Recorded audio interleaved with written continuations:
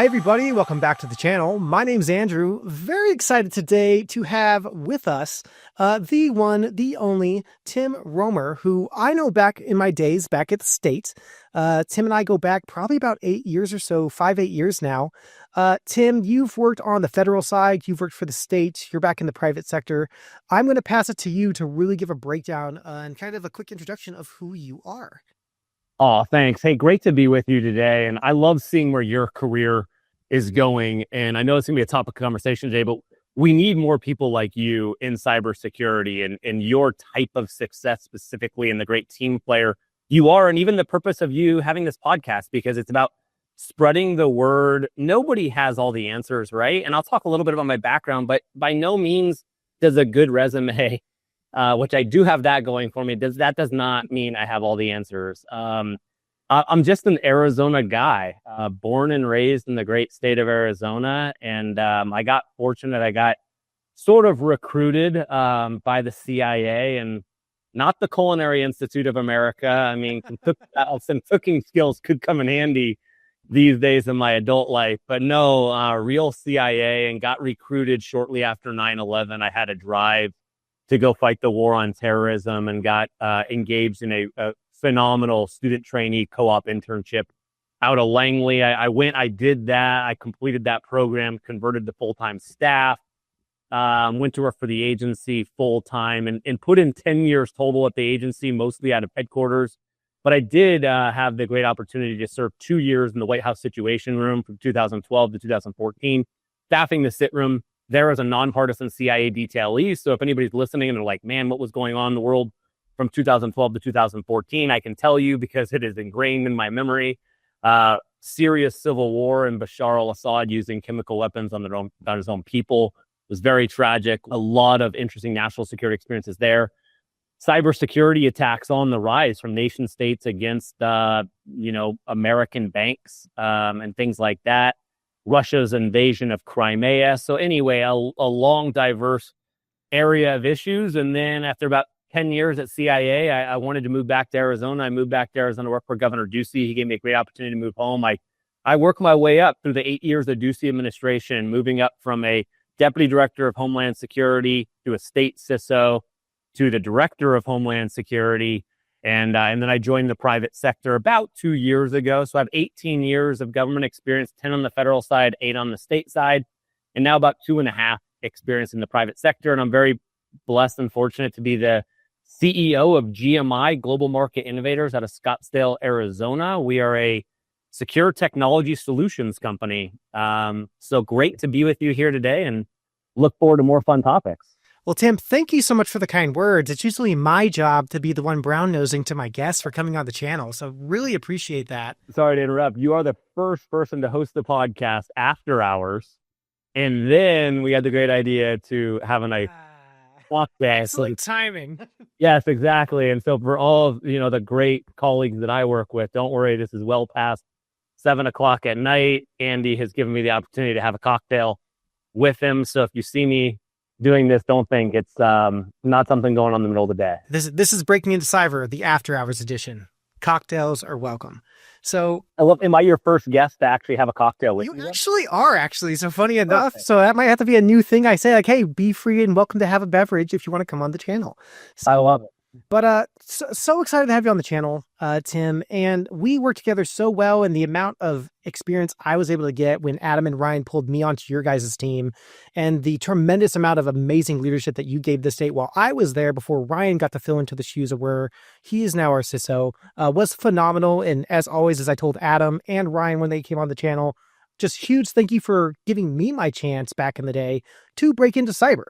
And let's go ahead and kind of kick this thing off with my first kind of question that some folks come onto the channel for, breaking into cyber. So usually when we're growing up, we're in kindergarten, first grade, the teacher asks, hey, everybody, get the crayons, get the paper out. We're going to draw what we want to be for our future. People pick lawyers, doctors, nurses, veterinarians, mailmen, ladies. But obviously, we chose very different paths and became cybersecurity experts. What initially got you interested, or maybe what was your journey in getting interested into cyber? Yeah, my journey was really a national security way into cybersecurity.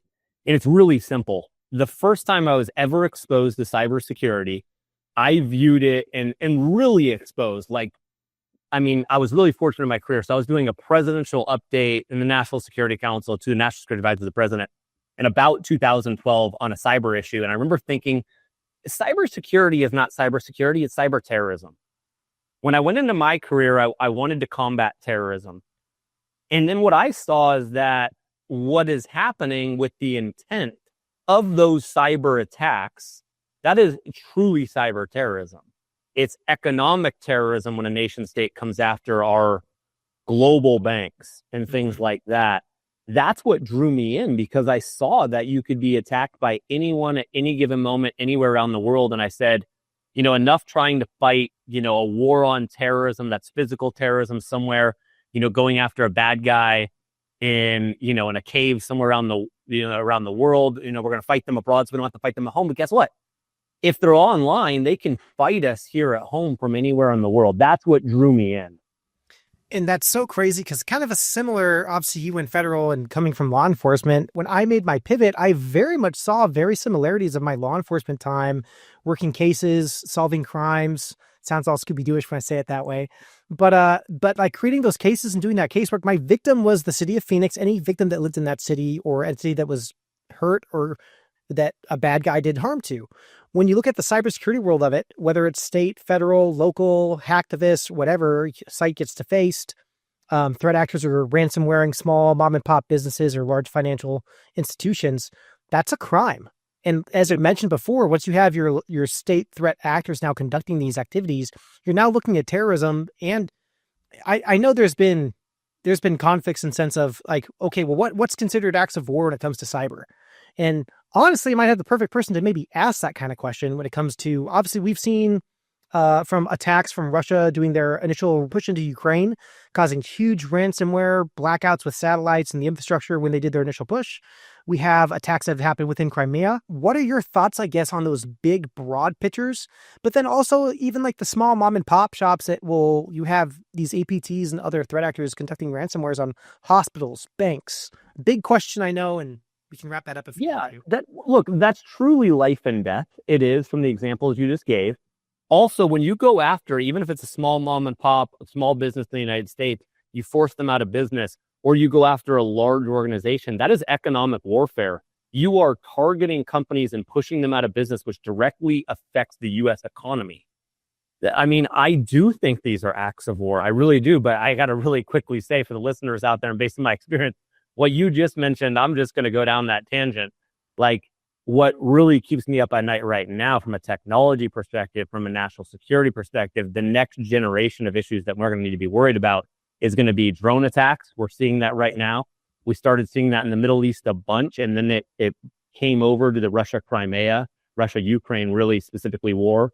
I think when it comes to issues at home, whether it's school safety, whether it's targeting homegrown violent extremism, whether it's a nation state, drone attacks keep me up at night. I don't think we're doing enough to combat that with readily available tools. We're so focused on the physical world. We need to focus more on the cyber physical convergence, but also satellite attacks. So really like one nation being able to shoot down another nation's satellites. That is 100% a capability that is out there.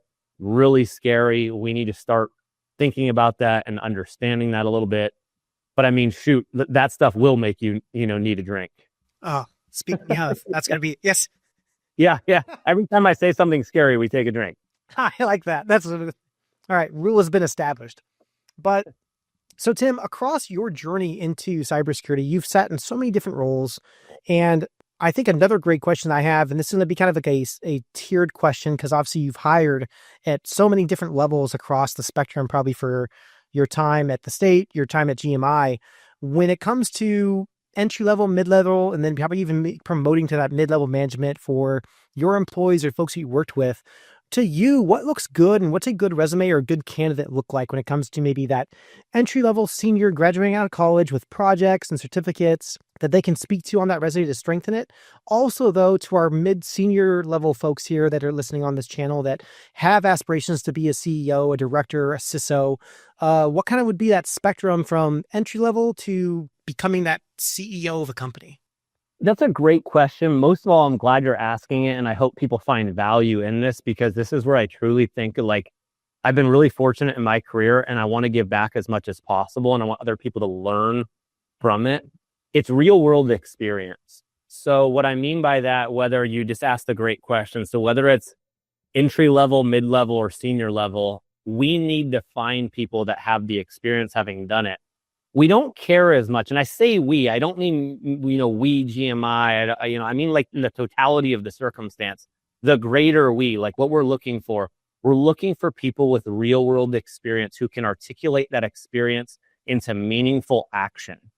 So thankfully, because of my experience, I was able to take time in the White House Situation Room, kind of briefing senior U.S. policymakers. I leveraged it into a career with Governor Ducey because he and I really bonded over the fact that I had sat at the table, I had been in the room, I understood the pressure, I knew what was on the line at a national level, and I was comfortable doing it at a local, state level. Now, it doesn't matter where you're at in your career. It could be a SOC analyst job, but we want somebody who has experience doing it. We really rank that at any level in your career as any type of leaders in any industry. You're going to get more points for your real world experience because you've done it. So we don't care as much about where did you go to school? What was your GPA? All these different types of things. Yep. Look, I love the certificates. Yes, I do. But look, you probably know this from our time working together. I think I was one of the first around the country as a state CISO to go to their HR, their statewide HR, and waive. And it was tough to do this, actually. Getting a statewide HR to waive the 4-year college degree for somebody to come work at our cyber team. And I looked at it and I talked to our team and I was like, this doesn't make any sense. Like, why do we need to have somebody to have a 4-year college degree to come to be a SOC analyst? Like, if you can be a SOC analyst, if you've done it, if you have the certification, you should come. We need you. We need that more than we need the 4-year degree. So that's my really candid answer to anybody watching. Like, look, I love college degrees. I love higher education. There's value in anything, but you need to be able to apply it in a real world scenario. And I'm going to give the person with the actual internship, or externship or whatever you want to call it, I'm going to give more value to that. And a lot of people in my shoes are doing that over the, oh my God, how many credit hours do you have? What was your GPA? Yeah. And I've said the same thing. Like, I have certs on the wall. I have training experience, but it's just like, one of my good friends over at Charles Schwab said at Bex, who's one of the hiring managers, he's like, if I have 2 analysts that one has a GSEC SAN certification, which is a $10,000 certification, or have an analyst that has their Security Plus, which is like a $400 certification, and I ask them a generic question of, hey, how would you work a phishing investigation or a phishing email that comes in? That's scenario-based questions of, hey, just walk me through the steps on how you would work that case. If the person that has a Security Plus can answer that question more thoroughly, more in depth, more technical in a sense, compared to that person that holds that $10,000 SAN certification, they are the better candidate. So having, like you kind of mentioned, having all the meat, potatoes, the degree, honors, 12 certifications, that's great. But you need to make sure that when you're having these conversations, or if you're showing off a GitHub repository or projects you built or the internships you've done, really speaking to those projects and just being passionate about how you can describe those and break those things down are huge. Yeah. No, you're right. And I'm sorry to interrupt you, but I have to jump in because I don't know how often your listeners even get to hear from you. But I got to brag about you for a second because I still remember the day of my 8 years in state service. I still remember the day that we hired you, and it was your first day or your first week. Ryan and I came over. We were at the ACTIC where we had created the Cyber Command Center over there, the Arizona Counterterrorism Information Center. We took you out. I think you or Adam had chosen Greek food. We went over, we got some Euro platters, and we sat down. I was hearing about your experience, your public service, your service to the United States, like through military, through National Guard, through law enforcement. And I remember saying to Adam and Ryan, you guys have done a great job of, like, when I tasked them, hey, let's find good people for the team who have that good real world experience, but have experience serving. They hit a home run with you. And it's no surprise to me to see your career where it's going because of that. So how often do your listeners get to hear from you, or is it just only your guests? I've done the I love me speech a few times, and I try not to hit it too many times because I think I'm going on.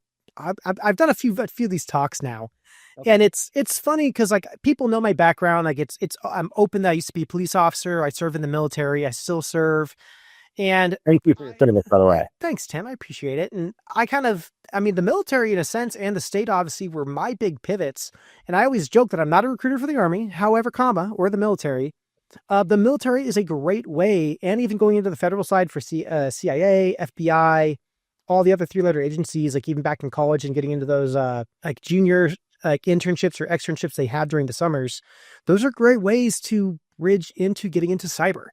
And I've leveraged, and just like anything in your career, your job, you get what you put into it. For those that want to go get a degree, knock out a basic certification and say, hey, I'm going to graduate and get a six-figure job. There's 1% chance, yes, but there's a lot of hard work that a lot of folks like myself and others, like yourself even, that we've gotten to where we at just because we don't settle. We want the next best thing, and we're always looking to better our team and strengthen the organizations we're with. And just having that passion alone, having a strong I've talked to so many managers now, and it's like when I talk to them, like, you know what, like we can train an analyst, we can train a manager, you can train a lead, you can train an engineer. I would argue you can train a lot of things within cyber. Probably not the software devs because there's a lot of coding involved, but you can't train the passion. You can't train the soft skills. Not having those can be a hindrance that some people I think don't realize, but just being able to show that passion, that you're really passionate about a job, you want to show up and do the best you can every single day. That's going to go so far to your hiring manager, to your team, to your leads, to your directors, and that will help you project your career in any direction you want. Heck yeah, you are spot on. And let's dive into that for a second for your listeners, though, because this is really valuable based on the previous question you asked. Is like, that is why you go to work. And my best advice for anybody out there is you go to work for government at the beginning of your career. Why? Because it gives you that real world experience.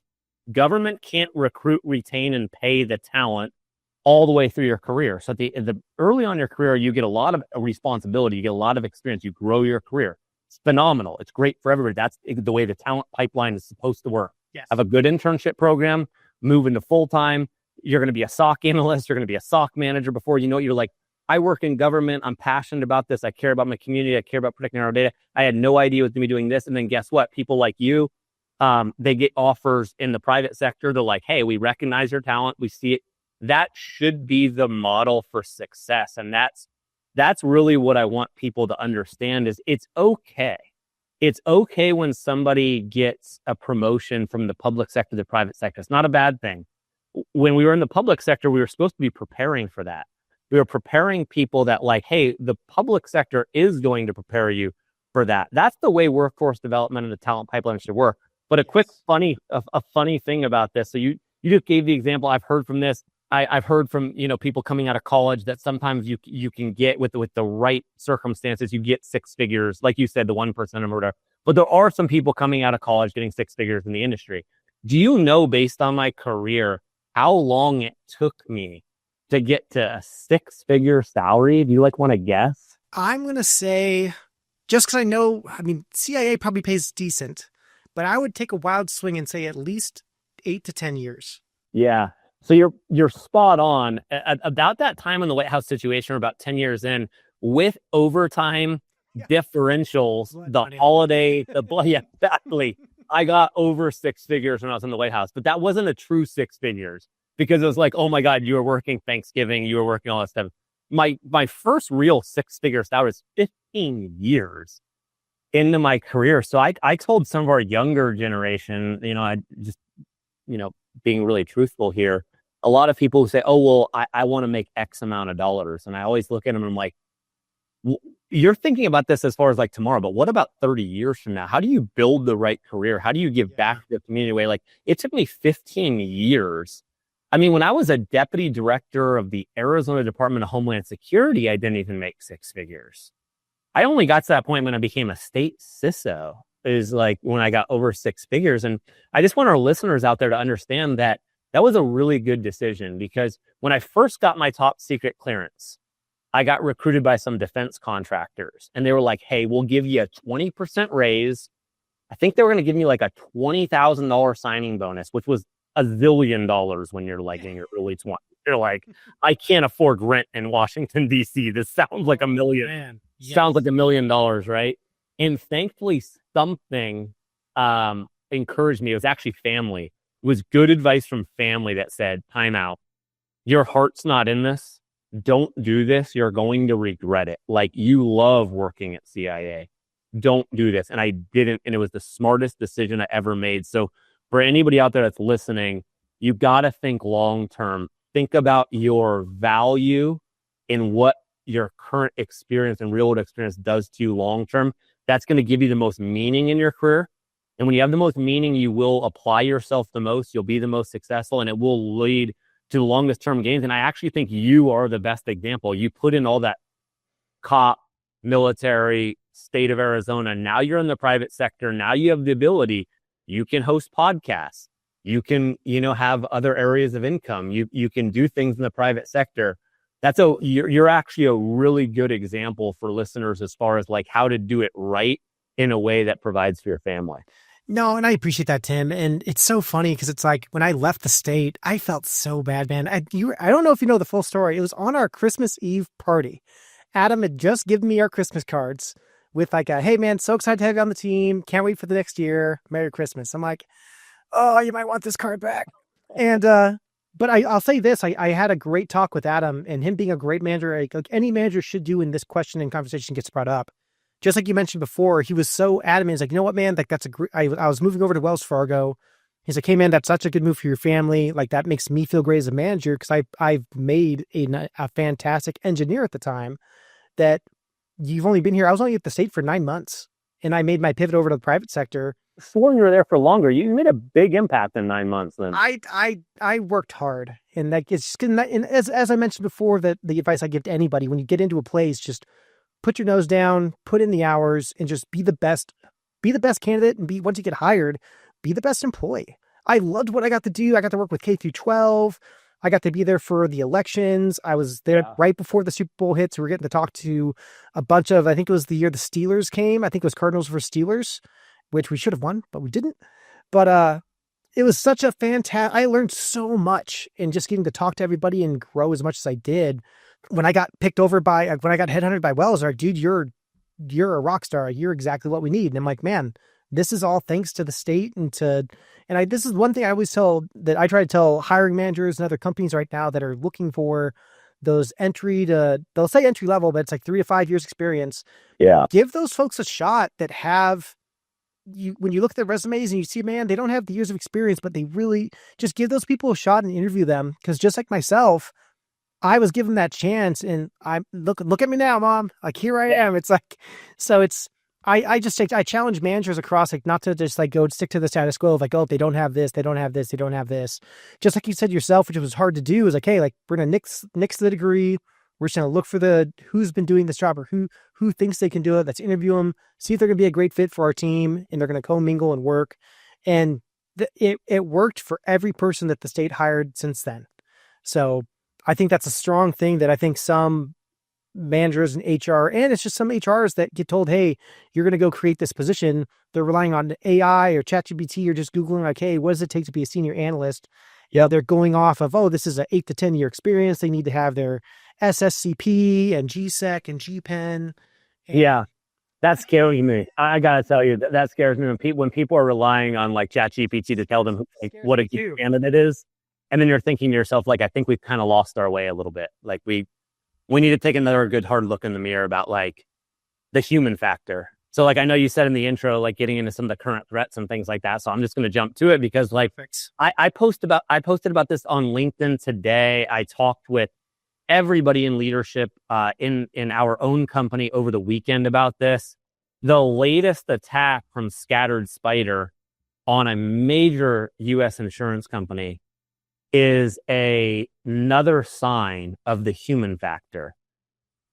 Exactly everything you just talked about in our careers, recruitment, retaining, and developing cyber talent or just tech talent, if that human factor.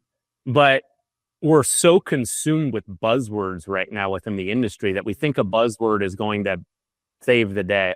AI is a wonderful thing if used properly. AI integrated. Yes. Yeah. Like I somebody smarter than me called it, it's not AI artificial intelligence, it's AI assisted intelligence. It assists you.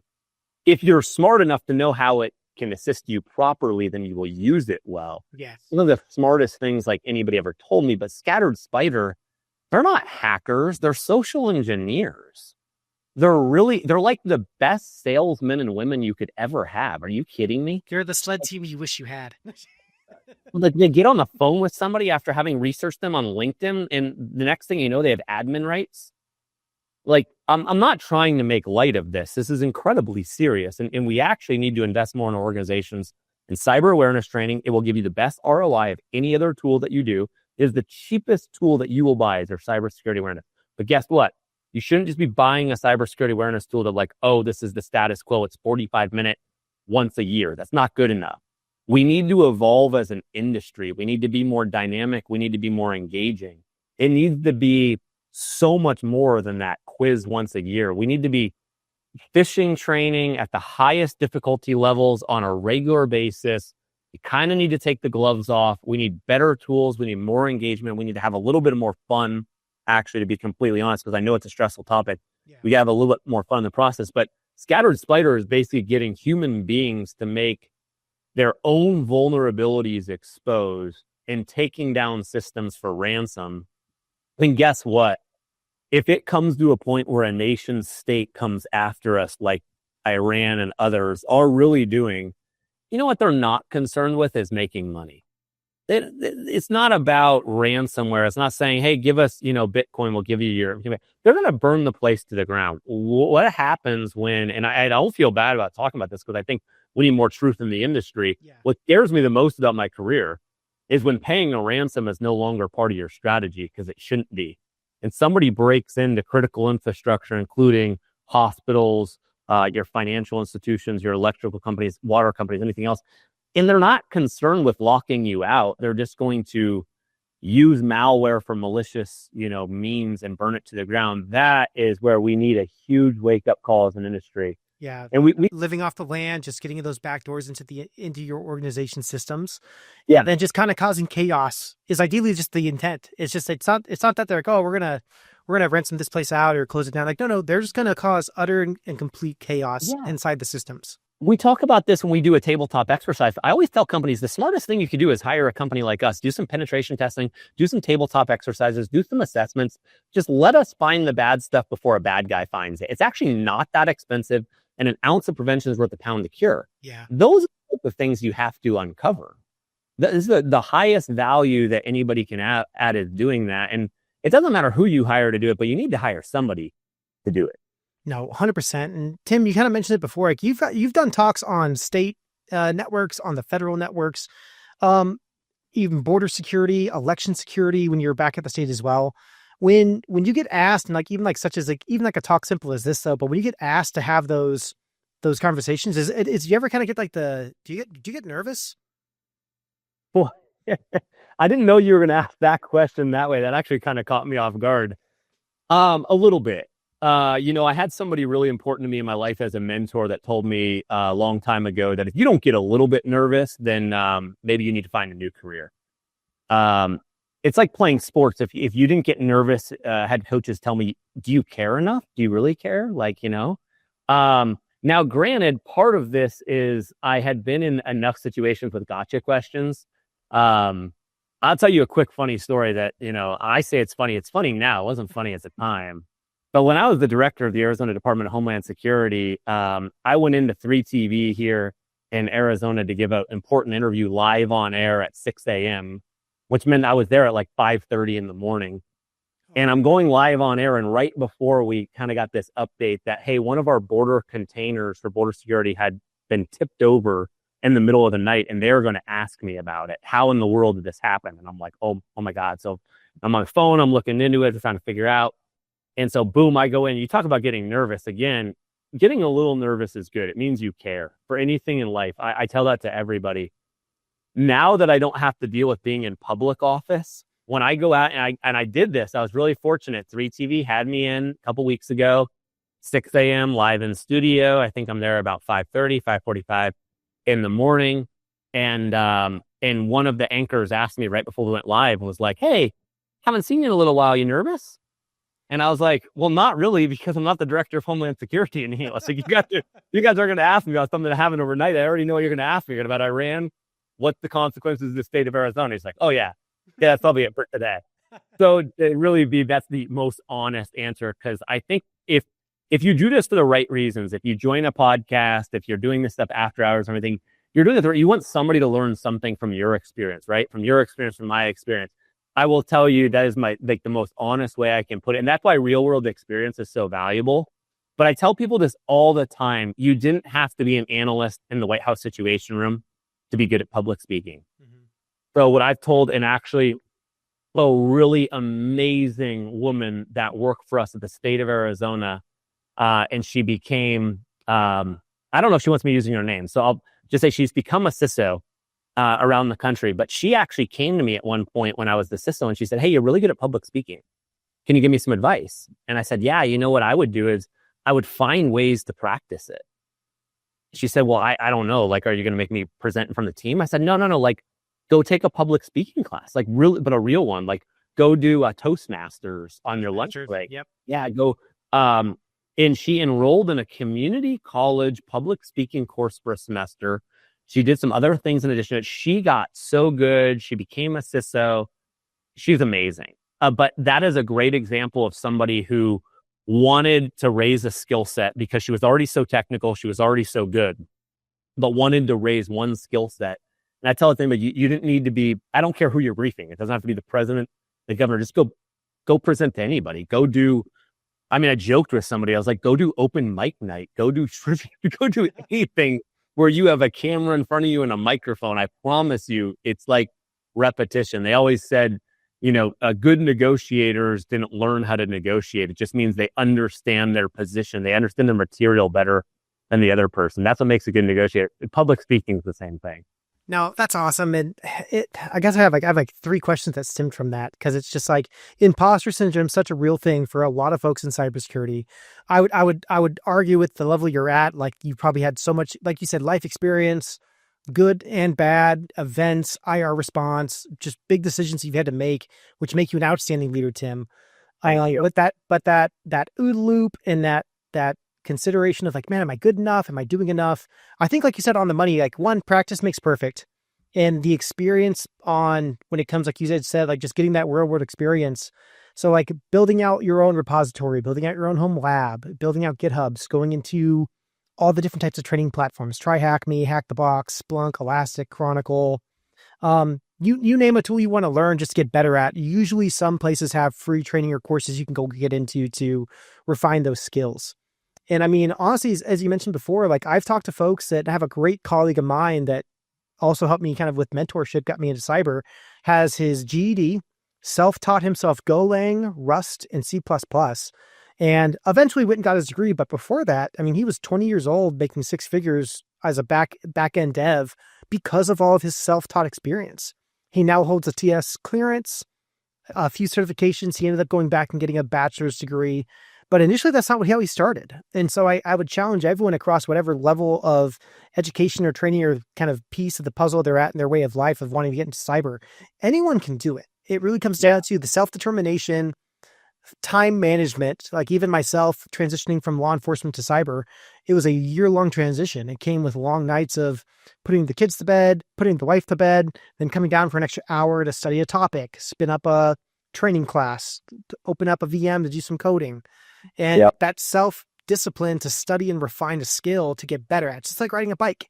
When you're a kid, you can never you're not, some aren't, some are, but you don't naturally just start riding a bike when you're young. You first start off with like a scoot bike, then you get training wheels, then you take the wheels off. And just like these skills with cybersecurity, that's how you can build and retain those skills and enhance your resume and enhance your own growth into breaking into this field. Yeah, you're right. What I've always liked to say, it's continuous improvement, right?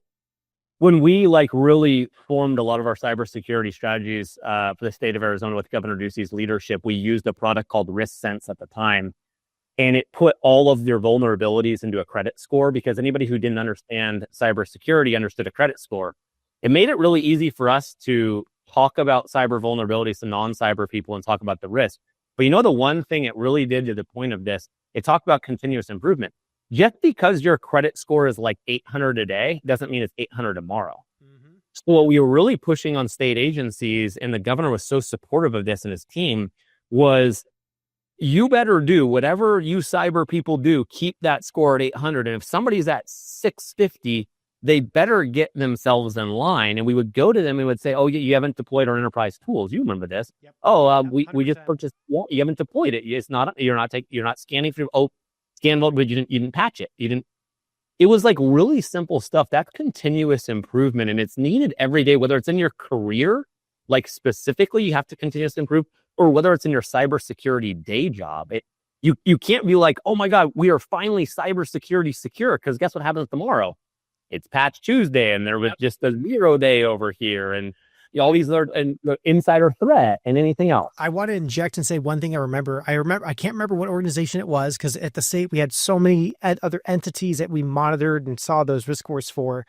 But there was 2 or 3 that I really applauded that would reach out to us saying, hey, like, we have this score.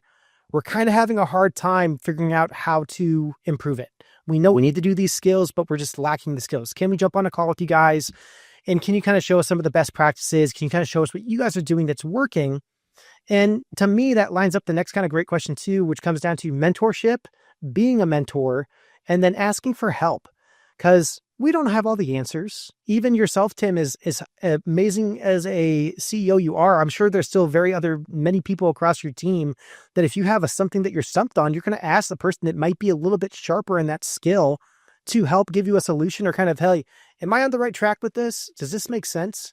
Yeah. And I think that's huge within the world of cyber. And the term gatekeeping comes to mind, because there's some people in organizations and entities that you'll learn that when you ask them for something, they kind of keep secrets or keep a skill to themselves because they think that's what keeps them like around. That's their skill. That's what they need to do. Nope, this is my task. This is why I'm here at this organization. This is why I'm needed. And I challenge the status quo to get away from that. Gatekeeping is such a horrible thing to have, and just be willing to share and just talk about. When I have young analysts come to me and ask a question, I don't just show them. I say, hey, you know what? Let's spin up your screen. I'm going to let you drive, and you're going to walk me through what you think we should do. And I'm going to kind of keep just like a bowling alley where you pull up the bumpers for a kid. I'm going to keep that bowling ball going down the alley. So we're going to hit some pins. We might not hit all of them, but you're going to hit a pin. And that way you're not just like showing somebody and then like a week goes by, then they ask you again. Then a week goes by and they ask you again. Then there might be some additional learning skills that need to happen, but mentorship, becoming a mentor, and asking for help. Maybe just give some thoughts on that when it comes to your career and things that you've seen to be successful on those. Those are the most important things. Also, the most important thing I ever learned about being a manager was my day one in manager, like 101 training. The first time I ever managed anybody at CIA, and I had to go to CIA University, like basically in Northern Virginia, and like a 1-day crash course. I remember the most valuable thing anybody ever said. One of my mentors and trainers said, I don't expect you to figure out how to be a manager in the next 8 hours. I want you to think about the managers you've had, and I want you to think about the manager you don't want to be. Yeah. And if you can figure out who you don't want to be, it's actually more valuable than figuring out the manager you do want to be, because he says it's going to take your whole career to figure out the manager you do want to be. But I'll bet you right now you have a pretty good idea of the manager you don't want to be. And he looked at me and I said, 100%.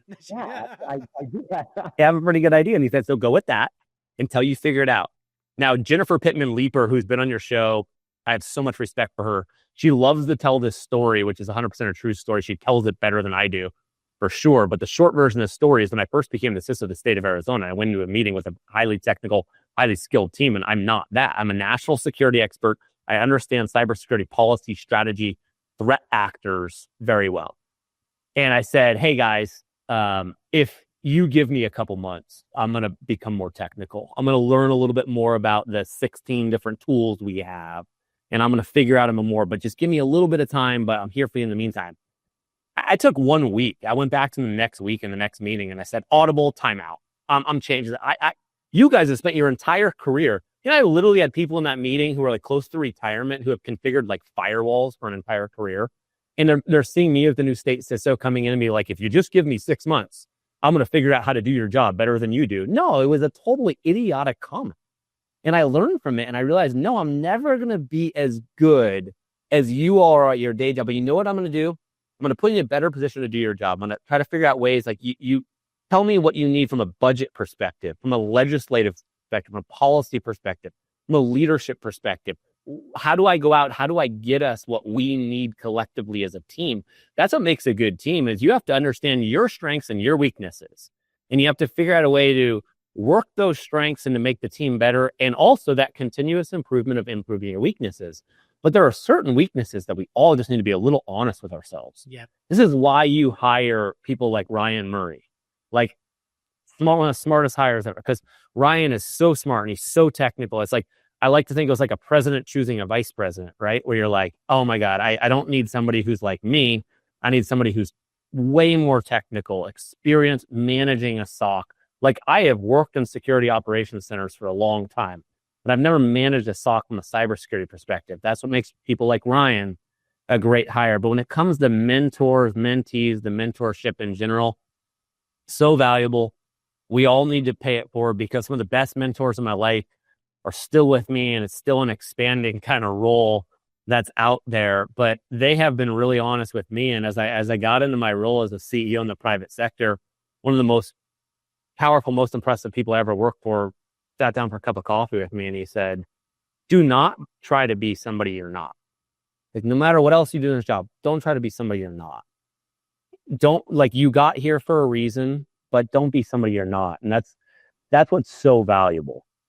It sounds so silly, like just like being genuine, kind, like your golden rule, right? Like, treat others the way you want to be treated. It sounds so silly, but it's just like retaining those simple golden rules and those simple like things that make us human, and like not just treating people as a number or a cog, and just having that empathy and being able to relate to a team and help build them up. Those are such great managers. And Tim, huge shout out again. I want to say again for getting to talk to you again. I'm super excited. I have, I think, 2-3 more questions for you, and we're going to wrap this up. Yep. But are you going to be at DEF CON this year? I will be at Black Hat for the first couple days. I won't be staying for DEF CON. It's only because, boy, there is only so many days you can be in Las Vegas, right? I think I'll put my limit at like 2 days. I mean, like, Vegas, definitely from a conference perspective, they always go big. There's a lot going on. GMI has some stuff going on. NightDragon has a ton of stuff going on, which I advise for. I respect them so much for what they're doing in the industry. And then I have so many friends, colleagues. You talk about the mentors, the mentees, everybody. I love that, but I'm just going to be there for a couple of days. So I won't be at DEF CON. So I don't know if we'll run into each other. I get there the 6th, so I'll be there during Black Hat. But I'm not going to Black Hat this year, but I definitely want to try to link up and say, hey, I will be going in. A shout out to Josh Mason with Synac that will be running Noob Village this year at DEF CON. So 4 noobs made by noobs. Well, not super noobs, but ideally it's going to be a brand new village that's going to be having a CTF, some amazing presentations we have across the industry coming in to talk on just breaking into cyber, ethical hacking, GRC, and we're going to have Meet a Legend folks come in across the industry. No stupid questions, where you can come in and ask whatever question you want. Like, hey, what's a wireless pineapple? Why do they call it a sock? But it's not like a sock you wear on your shoe. I mean, silly questions that you might be thinking like, well, that's a stupid question. Like, no, is this also at Mandalay Bay? I'm going to ask like from a interested listener now. This will be at the convention center for DEF CON, which is, I think, the 7th through the 10th. Gotcha. LineCon, and then obviously going into the convention. It is a ticketed event. I think tickets are still going on. They're going for about $580, a little on the pricey side. Didn't you even ask me to ask the leading question? I still did it. I appreciate it. Yeah, but yeah, the mentorship and so yeah, long story short, come say hi to me at New Village. But yeah, Tim, I'm definitely gonna try to catch you while we're there. And yeah, the mentorship is huge. I'm getting to give back this year as a mentor, and the amount of, it's such a great feeling to get to talk to folks that are trying to get into the industry, or in the industry, just kind of wanting a little bit of clarity of where they need to go. And then seeing the light bulb or the aha, like, hey, I am on the right track. I'm like, you're doing great things. That's been fantastic. And I love it. So my last 2 favorite questions, Tim. So when you're not doing cybersecurity, not working, doing, getting to relax, get off the screen, what do you like to do for fun? What do you like to do to kind of unwind or unplug? Not that I'm that great at it, but I do like golfing. I find it challenging in a way. You get outside and get to clear your head a little bit. Love walking my dog. Like when it comes on a daily basis, love walking my dog. That's like, you can put your headphones in, listen to a podcast or listen to some music, and the great way. So those are just a couple things. That's so awesome, Tim. And man, it was so good to link up and catch up again as well. This was such a blast. I had so much fun. We've gotten to talk about so many amazing topics. But last but not least, what would be the last thing or last piece of advice you would give someone trying to break into cyber? Oh my gosh. You can't get what you don't ask for. I got to this point in my career, really because I asked for certain jobs, and never give up. I know these sound so cliche, but like, we've all had really tough days at work. The challenges of the cybersecurity field right now, evolving threats. We have all these different threat actors. We've got issues with our own technology solutions having vulnerabilities and not being able to perform properly. And I think former CISA director Jen Easterly did a phenomenal job of talking about that and holding some different people accountable. The whole point to saying this is that there are a lot of challenges in our day that you can't give up. Like, you can't let something that's completely out of your control decide whether, oh my God, I stay in this career or I don't. What doesn't kill you makes you stronger. I remember becoming a CISO and somebody told me, hey, if you get hit, you just have to stay long enough to learn and recover from it, and you'll actually be more valuable in your career. And I thought, all right, that's good, because I was worried when I first became a CISO. If anybody's out there as a CISO or an aspiring CISO, don't worry. It's not like, oh my God, we got hit on my watch and my career is ruined. No, in a way, it makes you more valuable because of the real scenario, but you cannot give up. You cannot not learn from it. You've got to rebound and respond and move forward, and that will make you more valuable. And again, I know it sounds like a lot of optimism, but when you work in this industry, you're gonna have some tough days. And if we don't have optimism, then we don't have anything, because the only thing we can control is our own attitude. I learned that when I worked at CIA. There's enough to piss you off on your day to work in the Beltway, with Beltway traffic, bad parking. Nobody ever shows this in the movies, but the parking there is awful. I don't even imagine. In bad weather too. So by the time I get into the office, I walk 10 minutes in a bad parking spot and I'm soaking wet. If I let that consume my day, I'm already in a bad mood. So we got to focus, keep your eye on the prize, help our organizations. And one attack against any organization out there is an attack against all of us. I actually think about cybersecurity. I'll close with this. That's a lot. Cybersecurity, I actually think, is like good guys versus bad guys. I really do. I think it's like playing cops and robbers or something when you were a kid. It's like, we actually all need to come together and we need to figure out a way. Like, even at GMI, sometimes I think to myself, I don't care who they hire. I do want them to hire GMI, but like, I just want them to hire somebody. Like, just do something. You can't sit back and get hit. It's too much of a detriment to our society, to our data that has all of our data, to our national security, to our homeland security, to our economy. You got to do something. So that's the kind of closing thing, is don't give up, and learn from every experience. No, fantastic, Tim. And I think I'll close with this, and then a last piece, giving you some awesome Ginger Hacker swag for coming to the channel. So Thank you. We'll discuss that after the call. But just like you said, though, like, just because you get hit, it's not, oh, we got hit and it happened on my watch. It's how you acted after the fact. It's like, hey, we took this hit, but this is what I did. These are the next steps we took. This is the remediation we did. We then initiated this, and like, seeing that business continuity plan or that process you started taking into effect and taking that leadership role as a CISO and director should do to help lead those troops and lead from the front is going to speak wonders for that, if next position, but even still current position of like, hey, yeah, we got hit, but man, Andy killed it. We did this. We were able to recover within a week, and it was the least stressful event that could have happened. And that's all you hope to hear, if anything, and knock on wood. That's scary. And I'm going to have a drink because that is always scary.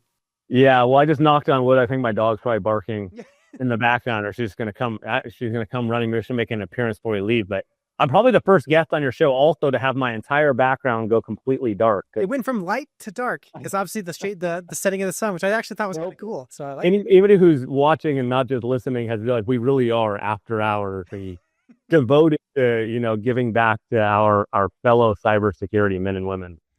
Oh man, but Tim, yeah. So it's a huge thank you for coming onto the channel. I will be sending you the link over to my Ginger Hacker shop to get some cool Ginger Hacker swag as a thank you for letting me steal some hours in your day. You've already given your last piece of advice, so everybody, this is the one and only amazing Tim Romer, and everyone, I'll catch you on the next episode of Breaking into Cyber.